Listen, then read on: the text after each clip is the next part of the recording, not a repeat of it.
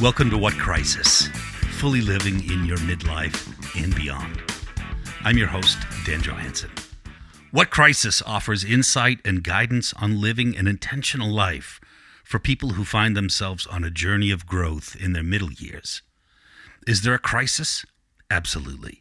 The crisis of realizing you're literally on the backside of your life and you haven't truly been living. Whether you're looking to grow into a better version of yourself, or to find or strengthen your loving relationships, or maybe just learn how to give yourself the permission to lead a purpose-driven life with joy and grace, you'll learn something new every episode. So come along for the ride. Use your words. No, really, use them. Let's talk about communication. We spend so much of our lives with far too many things unsaid to the people we love. We avoid uncomfortable communication.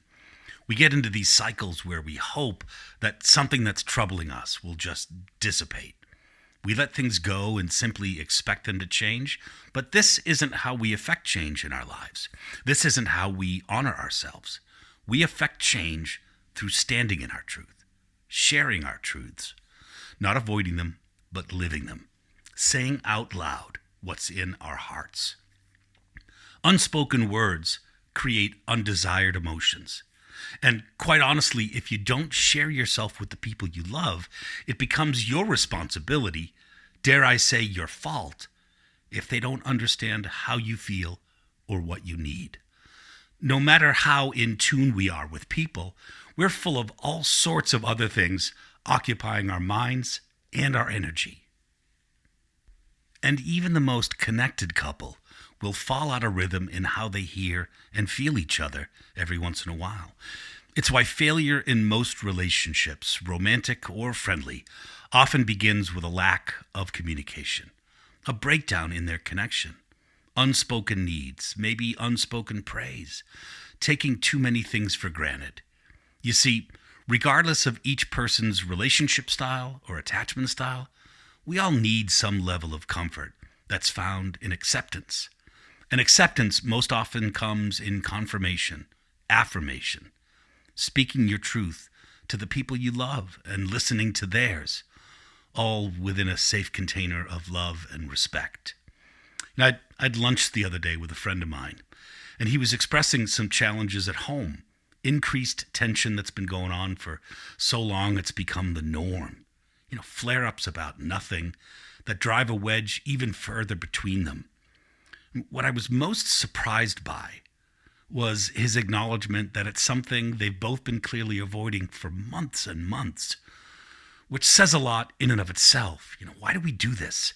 Why do we avoid what might be momentary discomfort for a much greater calm? This often comes from a place of fear, right? Fear really messes with us when it takes the lead. We avoid asking questions because we're afraid of what the answer might be. Because what if it's about us? What if we're in trouble? So we allow things to fester. We accept a less than ideal state, or worse, to avoid confrontation. And I'm actually not sure which is worse. Recently, I wrote that an uncomfortable truth may be hard to leave your lips, but liberating, as it gives you the peace of being set free. What I've learned is that loving communication often requires great curiosity and a willingness to learn how to ask questions in ways that are equally curious and supportive. Let me give you an example. If your person lashes out about something that was said or done, whether by you or not, you could complain to them that you don't like it when they do that. You could say nothing and continue a cycle of avoidance, hoping it cools down. Yet it will linger this way. Or perhaps you could calmly ask them something like, "Hey, I notice when this type of thing is said or done, it seems to bother you a lot. I'd love to know how I can best support you when you're feeling this way. We don't even need to talk about why you feel this way right now, but more than anything, how can I be there for you right now? We can talk about it later more if you want. With something like this, you're acknowledging and accepting that they feel the way they do without criticizing it. Sometimes the most important thing we can do is understand that someone feels the way they do and worry about getting to the why on a different timeline. This is such an important way to honor and respect the people you love. Acceptance of what is. Understanding that someone feels the way they do first and letting the why come when it's ready to be shared. Especially because sometimes people aren't ready to have that conversation yet. And the simple act of acknowledging that they are experiencing something is what often most important in the moment. The beauty of this is that by offering them a safe container in your acceptance of what they feel, you're actually creating a safer path for them to navigate towards sharing their experience. And if you have a role in that, what they may need from you.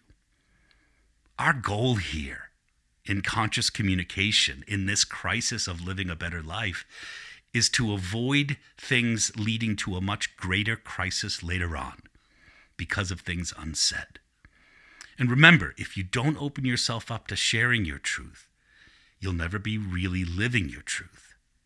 So if there are things that you want or need, it's up to you to say them. If you want to know what you can do to change a difficult situation, ask the question. You can only be upset with yourself for not speaking up, for not asking.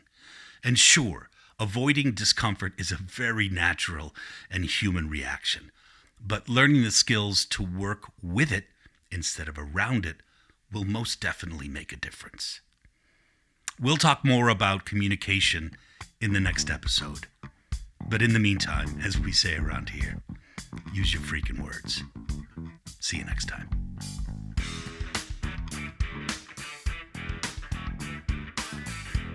Thanks for listening and spending part of your day with me. If you like what you hear on the podcast, please subscribe. And if you're so inclined, since you like it anyway, please leave a kind review. For more information, follow me on danjohansson.com, where you'll also find a link to my brand new book, The Way In, which is out and available right now.